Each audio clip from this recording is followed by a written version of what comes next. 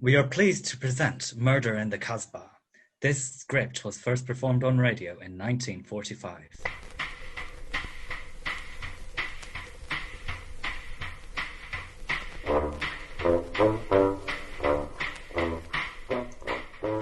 This episode from the life of Sherlock Holmes will be transmitted to our men and women overseas by shortwave and through the worldwide facilities of the Armed Forces Radio Service. Petru Wine brings you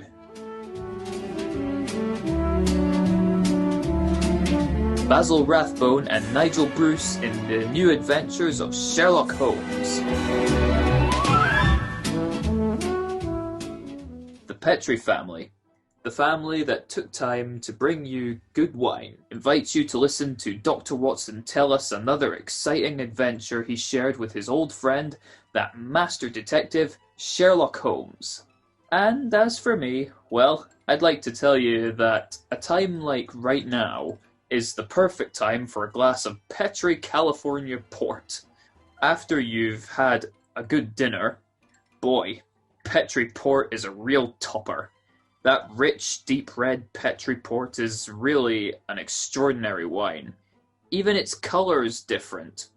And as for its flavour, well, it'll take a better man than me to describe that. Petri port is a hearty wine, sure, and every other quality that you look for in a good port, you'll find in Petri port, and then in some. Try Petri port by itself or serve it with fruit, with nuts, or with cake.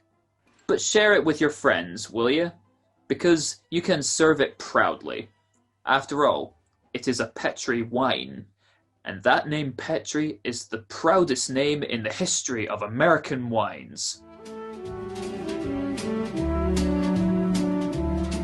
And now, let's visit our old friend and host, Dr. Watson. Good evening, Mr. Bartell. Good evening, Doctor. Settle yourself down and get your pipe going. Thanks, Doctor.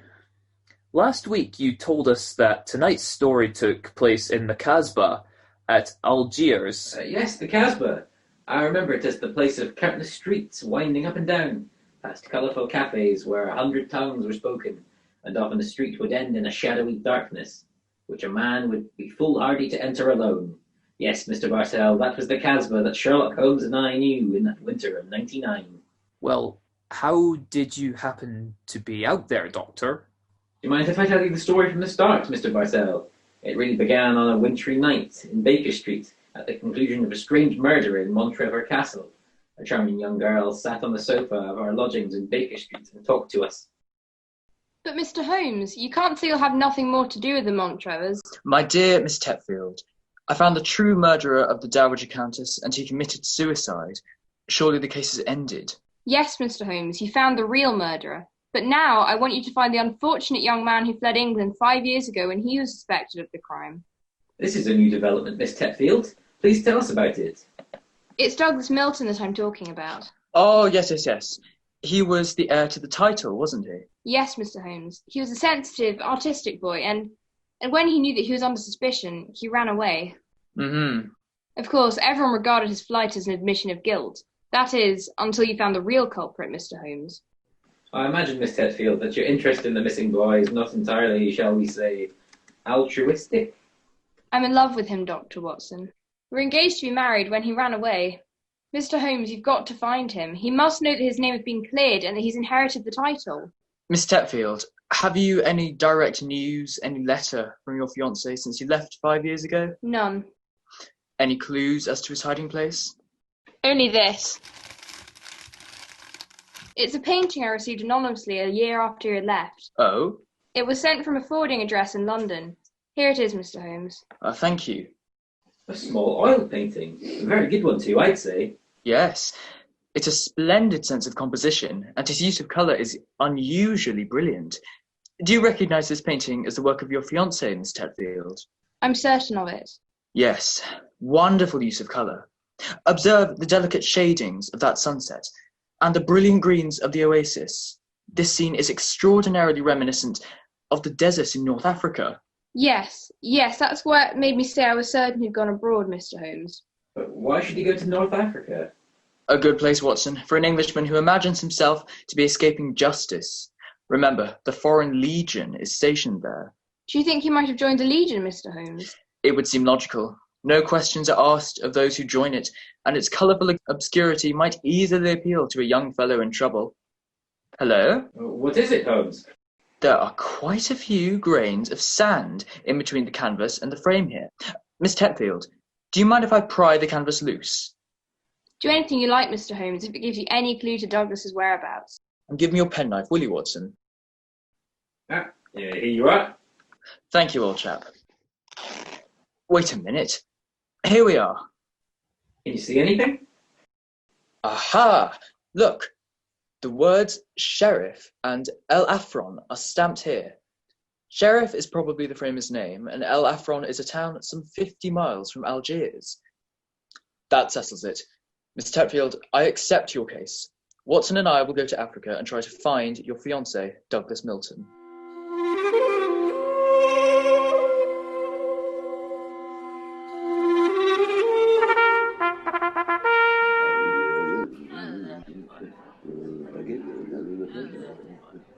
Monsieur Sherlock Holmes and Dr. Watson, I have heard of you so often, but I never thought I should see you here at the headquarters of the Foreign Legion.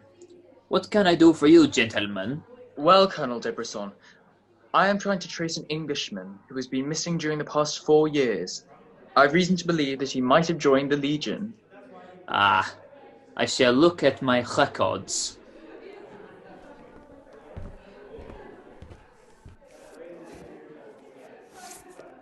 Let me see. 4 years ago would be 1895. If Sherlock Holmes is tracking him, then I suppose he was in trouble in his own country. If he was in trouble, he might easily have come to us. We ask no questions. 97, 96. 95. In that year, 3 young Englishmen joined us. One of them died of dysentery 2 years ago in Sidi Rashid. One of them deserted 18 months ago, and we have been unable to trace him.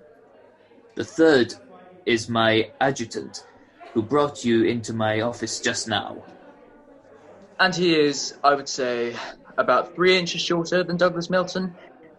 Our men do not shrink in the Foreign Legion, eh, Colonel? They do not, Monsieur Holmes. But then the fellow who deserted must be our man.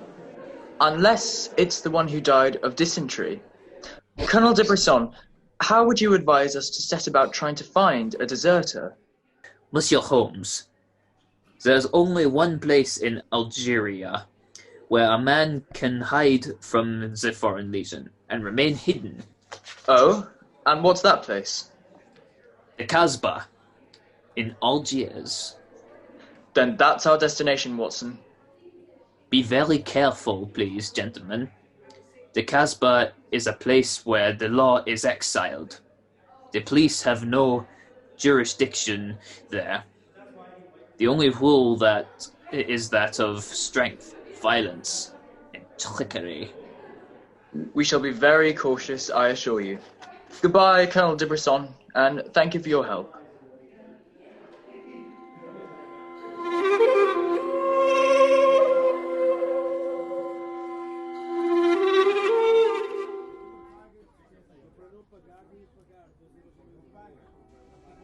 Well, I must say that I think Colonel de Brisson rather exaggerated the dangers of the Casbah. I suppose you're going to tell me this cafe is the headquarters for a dope smuggling ring, or white slaving, or something. Its ramifications are even more extensive than those you've mentioned. You're joking, Holmes. I assure you, I'm not, old fellow. What? My old friend, Demwell, is a chief of police in Algiers. When I told him our mission, he advised me to come here. A 500-franc note, and the proprietor can obtain any and all information regarding the underworld. For as little as 200 francs, he can arrange a murder. So that gives you some idea of the relative values in the Casbah.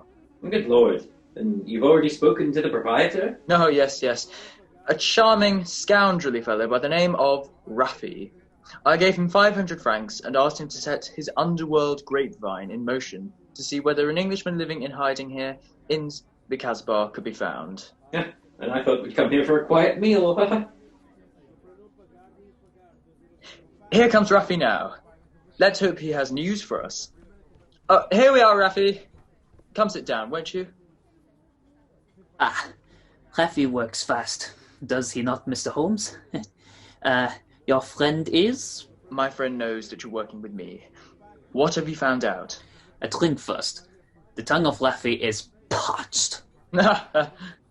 Would you have me die of thirst before I give you my news? Vermont Cassis? Oui, Monsieur Raffi. You have news for me then, Ra? But yes. Good. What is it? First, you will pay me more money, no? But I gave you 500 francs. You said that you do the job for that. Can I help it if some tongues are more costly to make wag than others? It took the 500 to get the wag. Am I to have nothing for my own trouble? Votre Vermont Cassis, Monsieur Raffi. Ah, good.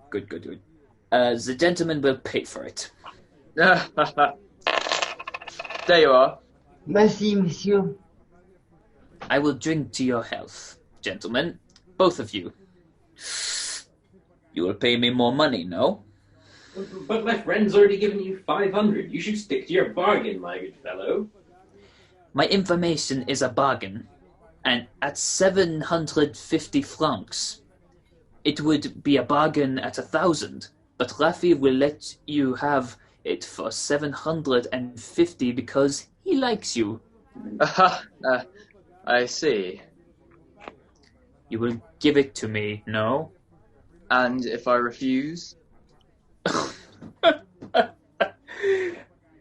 Then you get no information. And perhaps I spread news in the Casbah that makes you uncomfortable for you, gentlemen, to be there.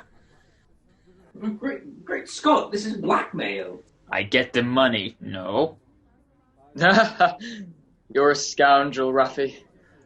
Of course, sir. Of course, I am a scoundrel. Here's your money. Now, the information. There is an Englishman hiding here in the Casbah. I do not know his name, but he's tall and fair-haired. I cannot tell you where he lives, but if you go to the cafe of 1,000 sighs, you will find a girl who sings there. A girl who sings like a nightingale. Her name is Aisha, and she can lead you to your Englishman. A girl named Aisha in the cafe of 1,000 sighs. That is right. I would suggest that you go there in disguise. 2 well-dressed Englishmen might find themselves in trouble. For a small fee, say 200 francs. I will escort you there myself. Thank you, yes. I think we can manage by ourselves, Raffi. Oh, if your business is concluded, quickly and time weighs heavy on your hands. Raffi can take you to some places of rare interest. Dancing girls that wither one's eyeballs with their beauty. For 500 francs, gentlemen. Thank you, Raffi, thank you. I have a feeling that time will not weigh heavily on our hands. Good night. You work too hard, gentlemen. You should learn how to play.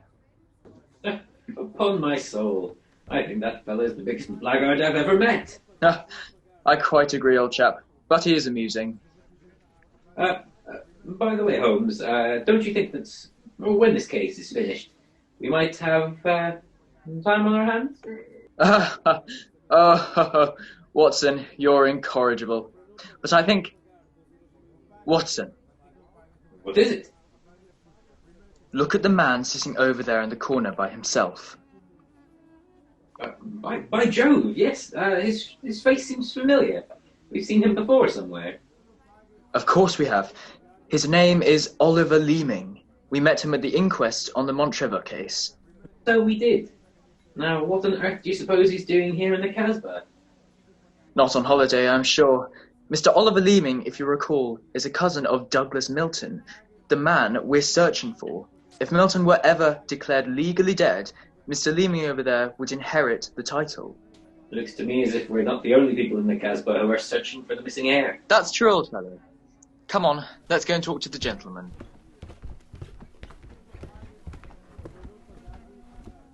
Mr. Oliver Leeming! How very odd to meet you here. Well, well, Sherlock Holmes and Dr. Watson. Won't you sit down? Ah, thank you. World's a small place, isn't it? Or has somebody said that before? I wondered if you'd spot me over here in the corner. Oh, you saw us then? Of course, but you seem to be in such a deep conversation with that scoundrel Rafi. I didn't like to disturb you. Ah, very considerate of you, I'm sure. Why are you here, Mr. Leeming? Oh, I'm making a business trip. This is my day off. As I recall it, you're in the publishing business. Correct. What a memory you have, Mr. Holmes. It seems peculiar that you should be on a business trip here. Are you planning on opening a publishing house in Algiers? Or are you searching the Casbah for new authors? Why not? I'm a great believer in encouraging new talent. Mr. Leeming, why don't you admit that you're here for the express purpose of trying to find your cousin Douglas Milton? Mr. Holmes, you've discovered my secret. The great Sherlock Holmes and his watchdog have their eagle eyes on me. They know that I succeed to the title if Douglas Milton dies. Yes, Mr. Leeming, we know that fact. And you have fathomed my plan, to find Douglas before you and kill him, so that I may inherit the title. How lucky I am to meet you in the Casbah, where you cannot arrest me. Well, it's a race against time, gentlemen, and I have a head start, as you will soon find out. Goodbye, and the best of luck to you. What an extraordinary fellow. He's joking, of course. I believe not, Watson. I think he labours under the whimsical belief that the best method of discounting the truth is to state it boldly, so that it will not be believed. Oh, great Scott, then we must work fast. Yes, old chap, we must. And I am sure that your entrance in a race against death, we must get back to the hotel and into our disguises as quickly as possible. After that, we shall visit a young lady named Aisha in the Cafe of 1,000 Sighs. And I am certain, Watson, that it will be the first time two men have ever entered the Casbah for the express purpose of preventing a murder.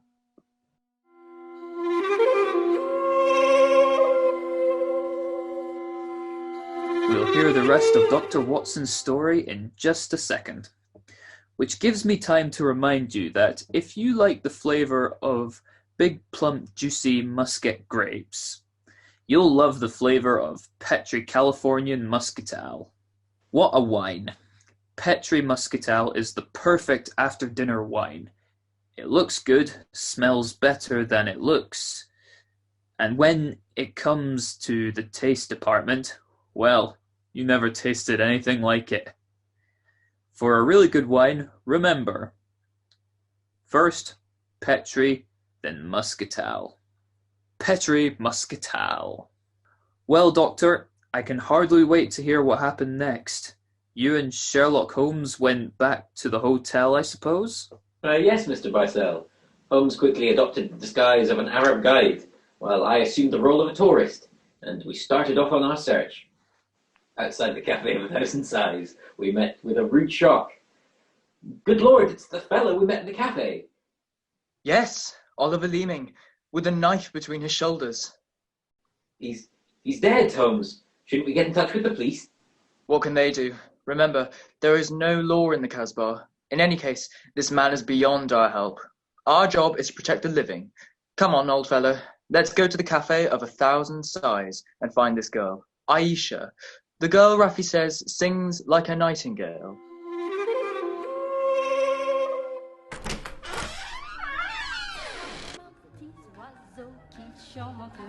Il m'appelle sa petite bourgeoise. Sa tonkinoise. D'autres lui font les doux yeux, mais c'est moi qui l'aime le mieux. Oh, so that's the girl Aisha. She's very beautiful. Don't forget your role of tourist and guide, old chap. Master, would you meet with Aisha? Oh, very much indeed. I will see if it can be arranged, Master. Wait for me, Watson. I'll see what I can do. Right you are, Holmes. Careful now.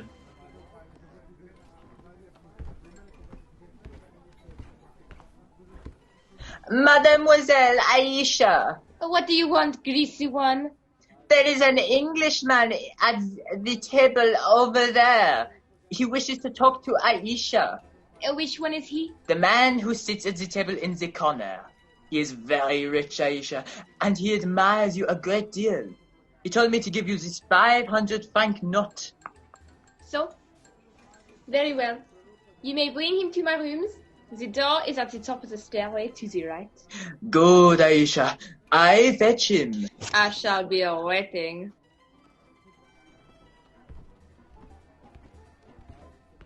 Aisha will see you, master. Follow me, please. Oh, very well. I hope you know how you're going to handle this, Holmes. Don't worry, Watson. In this case, I think honesty will be the best policy. Well, I'm not so sure. This place is a thief's kitchen if I ever saw one. You'd better be careful. First door to the right, at the top of the stairs. This is it. Come in. Oh, come and sit over here, Mr. Englishman. Greasy one, you may leave us. Mademoiselle, I may as well tell you at once that I am not an Arab guide. My name is Sherlock Holmes. What do you want with me? Why do you trick your way in here? Don't be frightened, mademoiselle. I can explain our mission in a very few words. My friend and I have come in search of an Englishman by the name of Douglas Milton. We have good news for him. What makes you think I might know of him? A gentleman by the name of Raffi suggested that you might. And what is your good news for this Englishman? That he has been cleared of suspicion of murder, and that he is the rightful Earl of Montrevor. That means when he knows this, he will leave the Casbah and return to his country. Naturally, my dear. I did not know this man. I have never heard of him. Here's your 500 francs. Goodbye. Not so fast, Aisha, my petite chou. I've been listening from behind these curtains. Gentlemen, allow me to introduce myself. My name is Douglas Milton. Douglas Milton, we found you at last. It gives me infinite pleasure to have succeeded in my mission. How do you do, sir? Ooh, this is very exciting. It is indeed. Yes, I think this occasion calls for a drink. What shall it be, gentlemen? Oh, I think a glass of port would be very nice, sir. Yes, it would be most appropriate for toasting the new Earl of Montrevor. Splendid, splendid. Aisha, bring glasses and a bottle of port, and some creme de menthe for me. You are not going to England. I will never let you leave me. Oh, stop being so melodramatic, Aisha. Please bring 2 bottles and some glasses. Very well. I am sorry. Mr. Holmes, I can't tell you how much I appreciate your trouble in coming all this way to find me. But, well, I must tell you at once. There is one problem that makes it difficult for me to leave this country.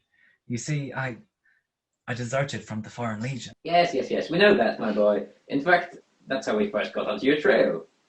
I shouldn't let that fact worry you, Mr. Milton. I'm certain the British consul in Algiers can arrange to have any charges dropped against a peer of the realm.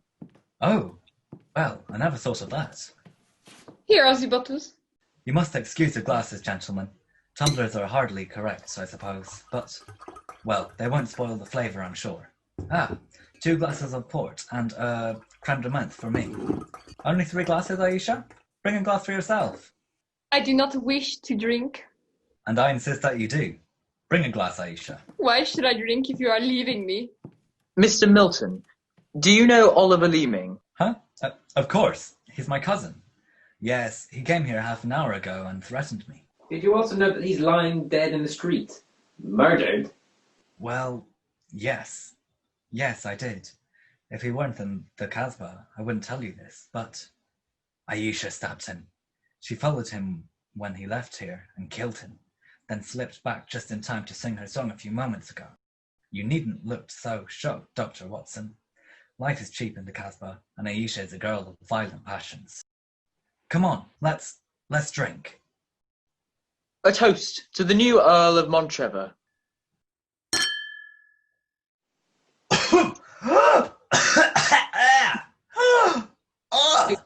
Excuse me, sir. You took the wrong glass. You're drinking my port. Oh, silly mistake. Oh, I can't bear port. Oh, very un-English of me, I'm afraid. But, well, after all these years, I don't feel particularly English. In fact, I'll probably find it very hard to adjust myself to the old life when I go back. Or perhaps I should say, if I go back. Since you feel that way about it, Mr. Milton, why go? You can claim the title and the revenues of the estate without leaving Algeria. You could stay here and live on the income. Oh, I didn't realize that would be possible. Are you sure I could do that? Oh, yes, I'm quite certain of it. But if you doubt my word, I suggest we all adjourn to the British consulate in Algiers. They can put you straight on the matter. That's a good idea. Let's go over there at once. And now I have been listening to you, my friend.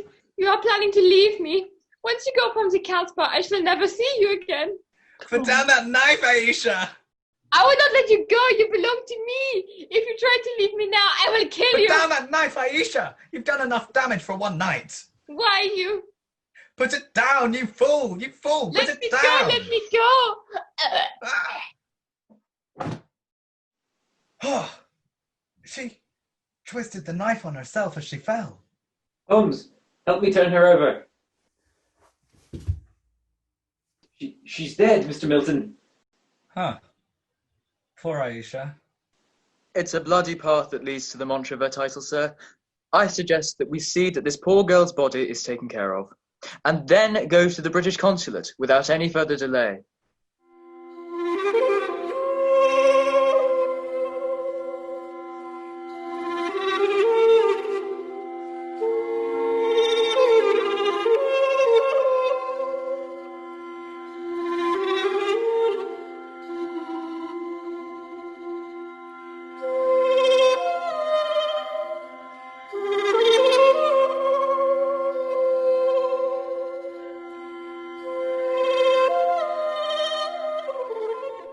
Now that we're at the consulate, Mr. Milton, I suggest that you swear an oath that you are Douglas Milton, heir to the Montrevor estate. This gentleman is a commissioner of oaths. Then we can go in and see the consul. Very well.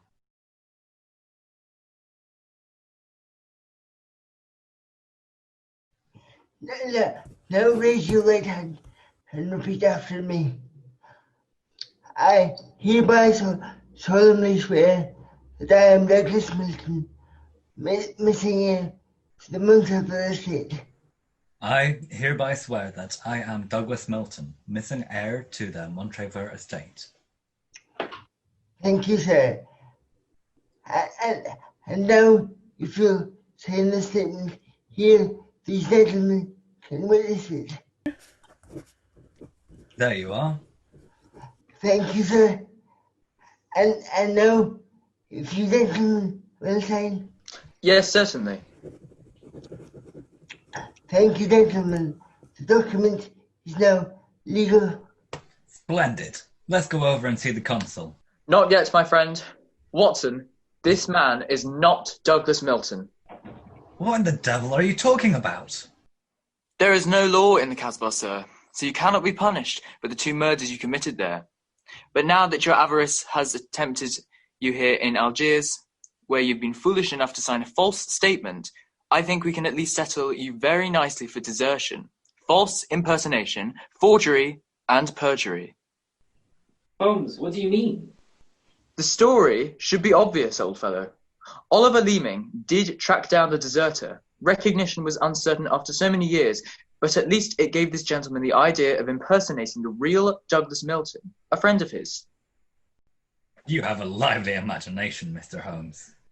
The real Douglas Milton died of dysentery 2 years ago in Sidi Rashed.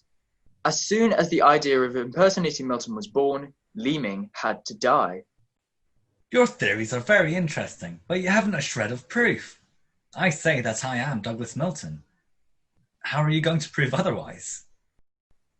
Very simply, my dear sir. Douglas Milton was a painter who excelled in the use of vivid colours. You, sir, suffer from quite a common malady of red-green colour blindness.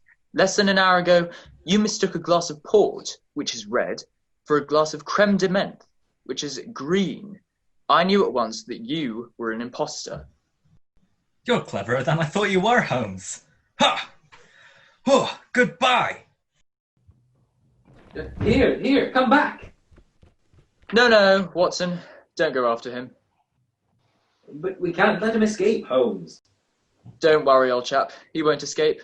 I sent a message to Colonel de Brisson. If you go to the window, I think you'll find that the consulate is being watched.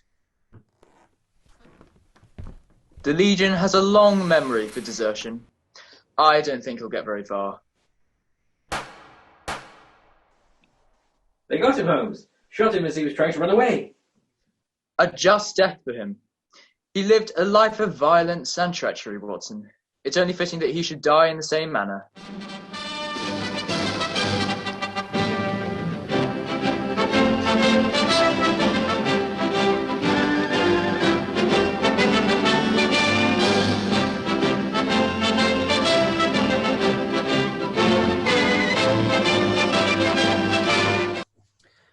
Doctor, that was a swell story.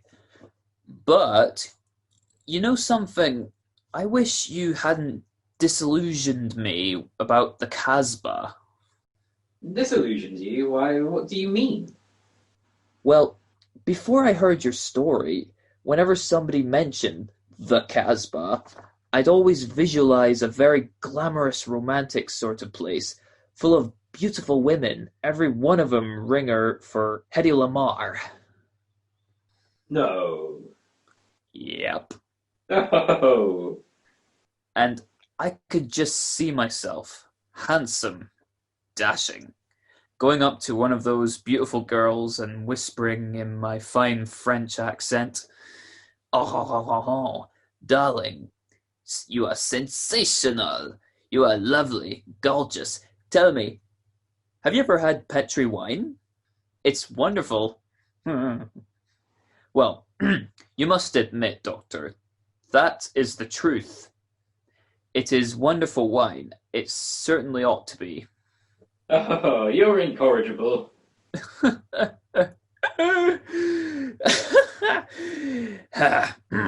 After all, winemaking has been the business of the Petri family ever since way back in the 1800s. For generations, the Petri family has handed down from father to son the fine art of turning luscious, sun-ripened grapes into fragrant, delicious wine. And don't forget, because the making of Petri wine is a family affair, the letters P-E-T-R-I on a bottle of wine are the personal assurance of the Petri family that every drop of wine in that bottle is good wine. So no matter what type of wine you prefer for any occasion, remember you can't go wrong with a Petri wine, because Petri took time to bring you good wine. Well, Doctor, I suppose you're ready to tell us about next week's story. Yes, and as soon as I have, I want you to meet a friend of mine. A friend? Yes, but first, Mr. Bartell, next week I'm going to tell you an adventure in which, for once, Holmes came off second best. An exciting story of high society and romance. I call it A Scandal in Bohemia. Boy, that sounds swell. What about your friend? Well, she's waiting at the microphone in San Francisco. She's Dr. Langley Porter, and she wants to tell us about something very important. Dr. Langley Porter.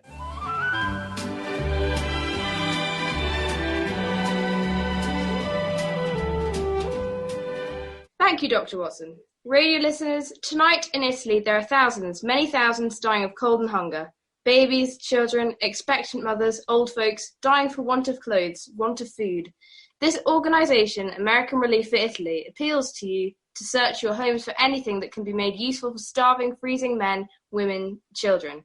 Clothing, layettes for babies, diapers, shoes, food, surgical supplies, but above all, clothes. Clean clothes, fit to wear.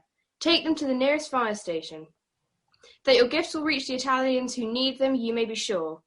Americans of this organisation will distribute the packages in Italy through the Italian Red Cross, the Catholic Relief Organisation, the League of Italian Women, the Confederation of Italian Labour, and the Italian government. In California, rationing has gone. Christmas comes. There in Italy, death is on the prowl. Radio listeners, lives can be saved. It's up to you.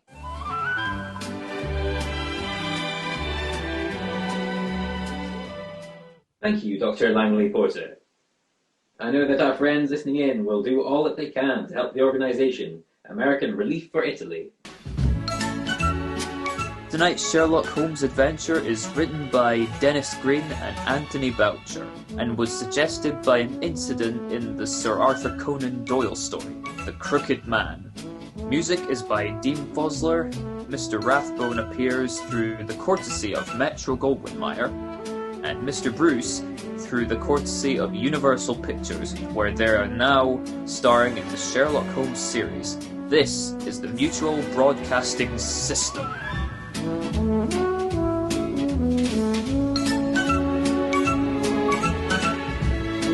We hope you have enjoyed this performance of Murder in the Casbah, featuring in order of appearance Harry Robertson as Mr. Bartell, Colonel Debrisson and Raffi, Al Bissett as Dr. Watson, Golly Turner as Sherlock Holmes, Bobby Turner as Miss Tetfield, Aisha and Dr. Porter, Teddy Finlow as Oliver Leeming and Douglas Milton, Lewis Teckham as the waiter and Commissioner of Oaths. Opening and closing credits were read by Teddy Finlow. Music, sound effects and editing put together by Frankie Girdwood. The sound editor is Frankie Girdwood. It has been an Out of the Woods production in conjunction with Cloth Ears.